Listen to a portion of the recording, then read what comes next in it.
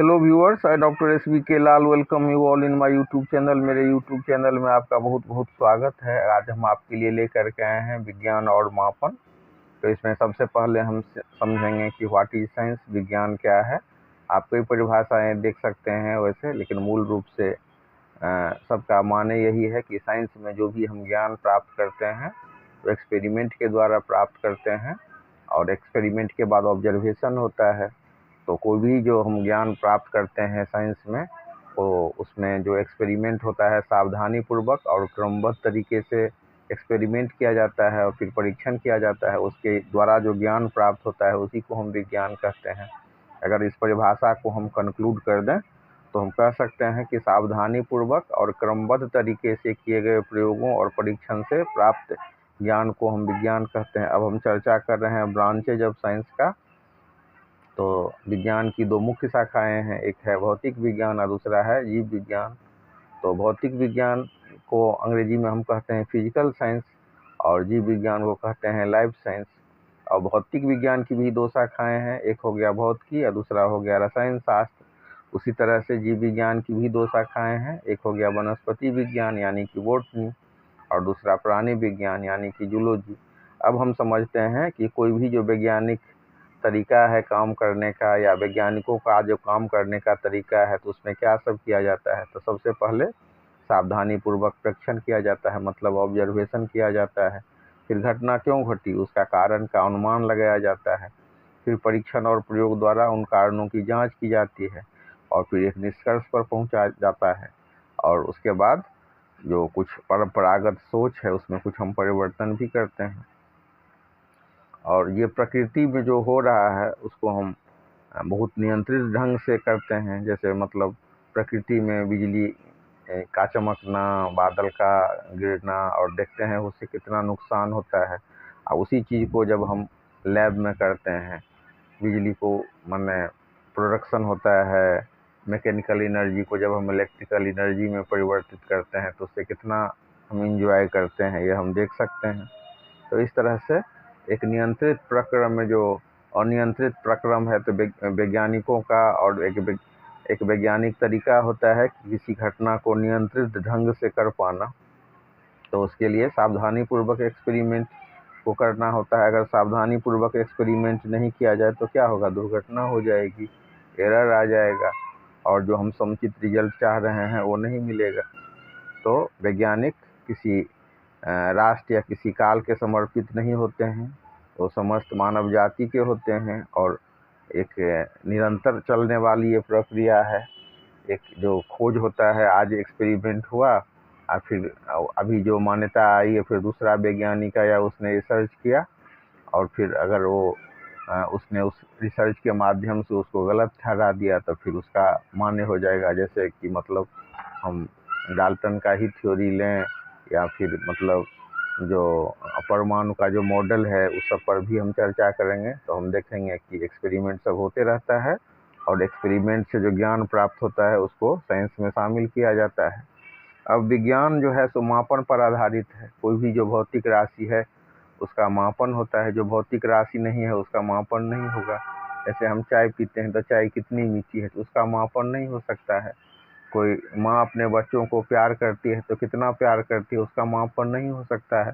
हम गुलाब का फूल देखते हैं तो गुलाब का फूल कितना खूबसूरत है, इसका मापन नहीं हो सकता है।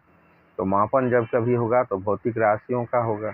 अब भौतिक राशि क्या है, तो भौतिकी के नियमों को हम जिन पदों में व्यक्त करते हैं तो उसी को हम भौतिक राशि कहते हैं। The law of physics is expressed in terms of the physical quantity.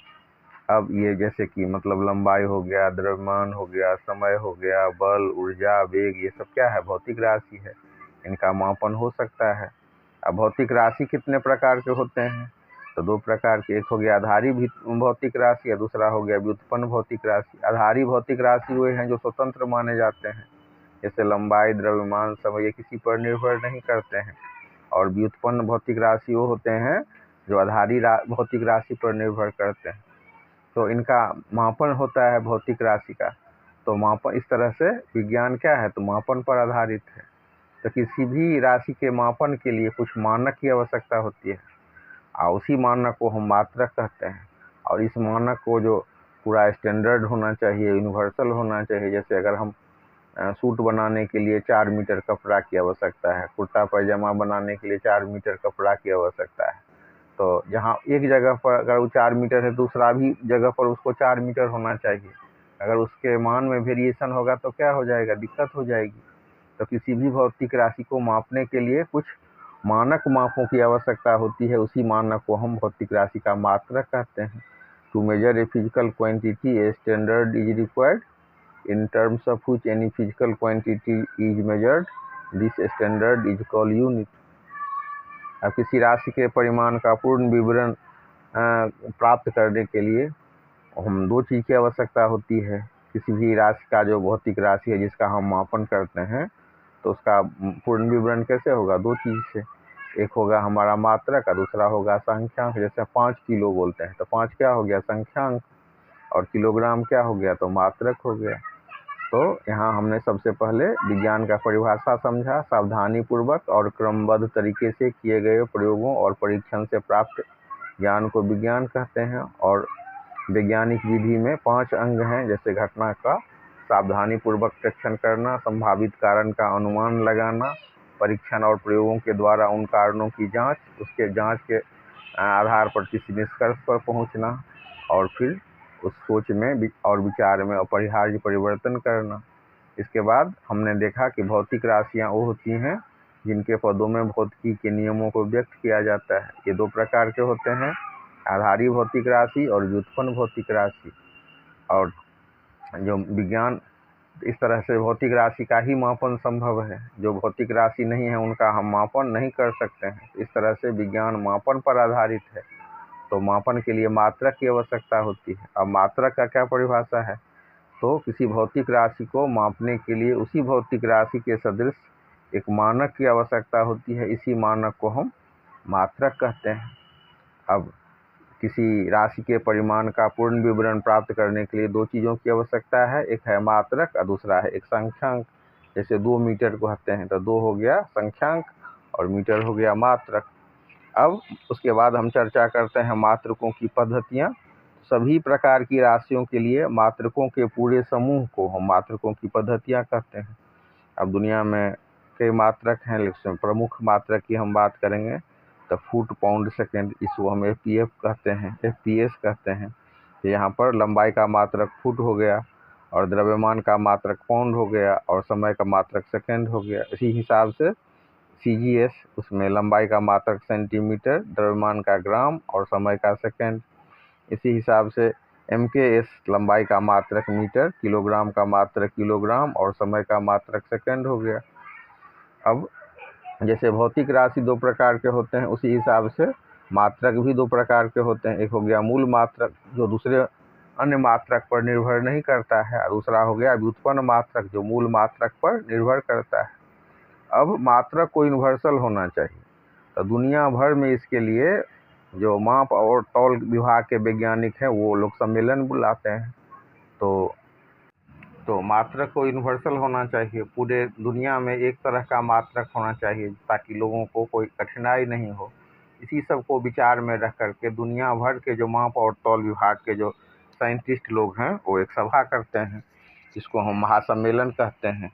तो अक्टूबर 1960 में फ्रांस की जो राजधानी है पेरिस, तो उसी के नज़दीक एक जगह है सेवरे, तो वहाँ पर 11वीं तौल एवं माप का महासम्मेलन आयोजित किया गया, और उसमें 6 आधारी मात्रक को परिभाषित किया गया। फिर 1970 में 14वां जो महासम्मेलन हुआ, उसमें 7वां आधारी मात्रक मोल जोड़ा गया। अभी वर्तमान में हम देख सकते हैं कि आधारी राशि 7 है SI यूनिट में।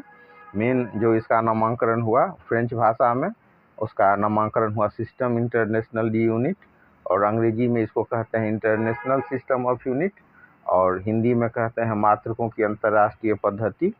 तो अभी वर्तमान में 7 आधारी मात्रक हैं, आधारी राशि के 7 मात्रक हैं SI यूनिट में।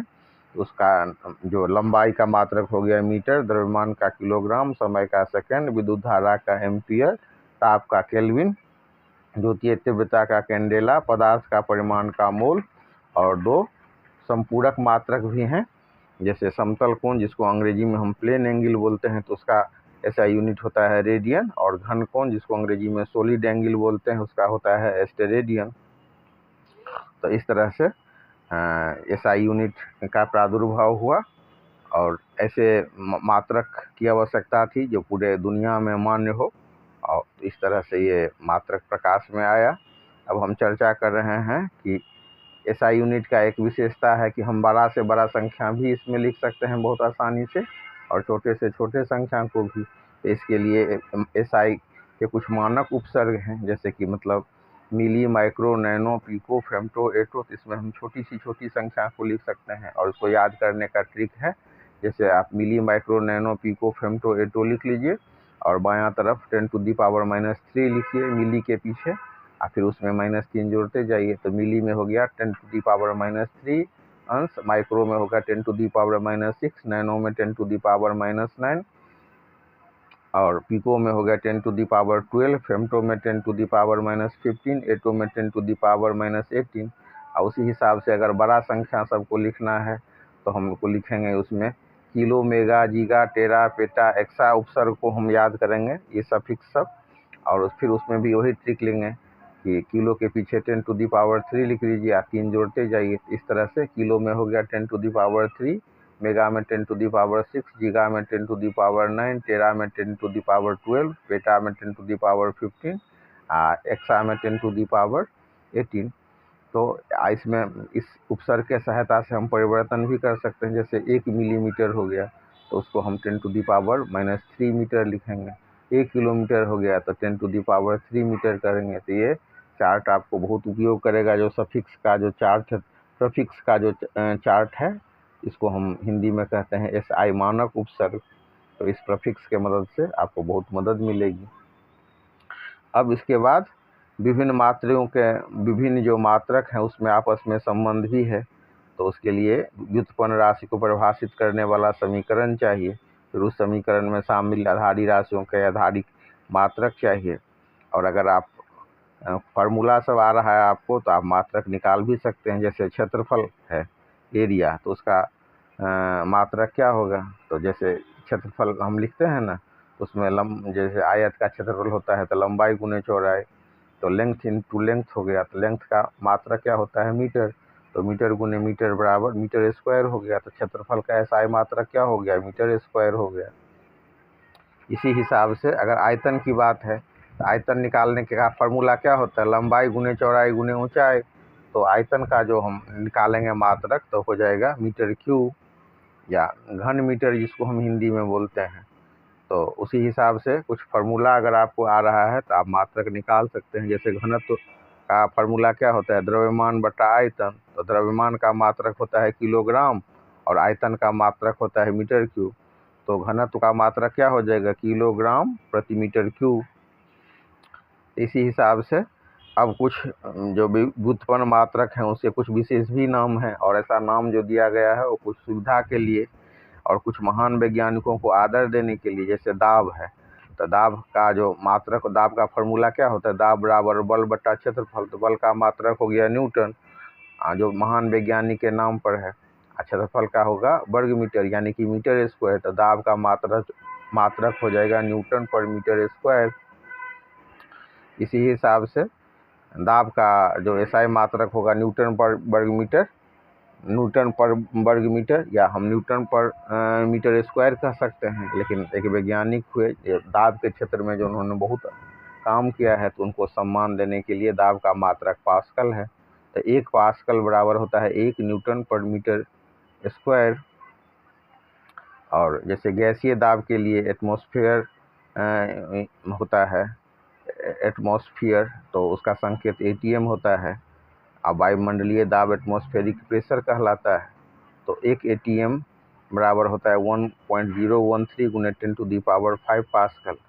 उसी हिसाब से ताप का मात्रक केल्विन, 1 केल्विन बर्फ का गलनांक जो होता है 0 डिग्री C, तो केल्विन में अगर इसको हम चेंज करें तो 273.15 केल्विन होता है। जल का क्वथनांक होता है 100 डिग्री सेल्सियस, तो अगर उसको हम केल्विन में चेंज करें तो 373 केल्विन होता है। तो इस तरह से हम देख सकते हैं। अब जैसे उष्मा का ऊर्जा का मतलब ऊर्जा का SI मात्रक जूल होता है। और CGS पद्धति में कैलोरी होती है, तो 1 किलो कैलोरी बराबर होता है 1000 कैलोरी। तो 1 कैलोरी बराबर 4.186 जूल, और उसको हम लिख सकते हैं लगभग 4.2 जूल। तो इस तरह से इसका कन्वर्सन भी होता है। अब मान लीजिए कि 300 केल्विन है, उसको हमको बदलना है सेंटीग्रेड में, तो क्या करेंगे, उसमें से 273 घटा देंगे। तो 300 माइनस 273 तो बराबर क्या हो जाएगा, 27 डिग्री सेल्सियस। उसी हिसाब से 573 केल्विन है और उसको डिग्री सेल्सियस में चेंज करना है, तो 573 में से 273 घटा देंगे तो 300 डिग्री सेल्सियस होगा। मतलब अगर केल्विन को चेंज करना है डिग्री सेल्सियस में तो 273 घटाना है, और मतलब डिग्री सेल्सियस को अगर केल्विन में चेंज करना है तो 273 जोड़ देना होगा। जैसे 25 डिग्री सेल्सियस है और उसको हमको केल्विन में चेंज करना है, 273 जोड़ देंगे तो 25 जोड़ 273 बराबर 298। इसी हिसाब से 373 डिग्री सेल्सियस है, तो उसमें अगर उसको हमको केल्विन में चेंज करना है तो 273 जोड़ देंगे। इस तरह से हो जाएगा 646 केल्विन।